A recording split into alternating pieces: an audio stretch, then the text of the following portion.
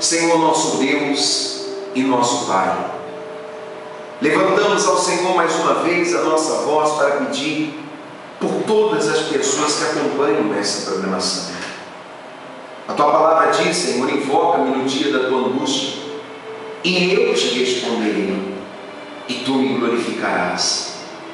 Angústia, dor, sofrimento é o motivo pelas lágrimas desta mulher, deste homem.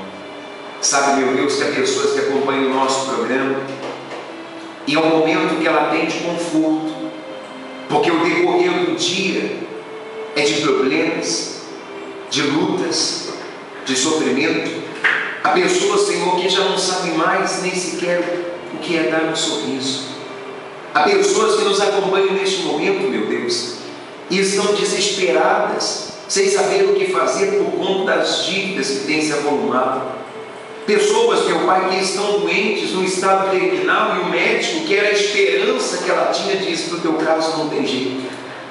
A medicina é avançada, mas infelizmente na sua situação nós nada mais podemos fazer. E quando acaba o limite, ó Deus, do homem, é que inicia a manifestação do teu poder. Então eu quero que agora o Senhor chegue aos quatro cantos desta cidade. Eu quero que o Senhor chegue, meu Deus, a todos os lugares que tem uma pessoa ouvindo o nosso programa, clamando pelo teu nome, e até onde não chega a nossa voz, mas que ali também chega o teu poder para salvar, ajudar, para tirar, ó Deus, o sofrimento, a dor, a angústia, para tirar tudo aquilo que tem feito, meu Pai, com que essa pessoa sofra.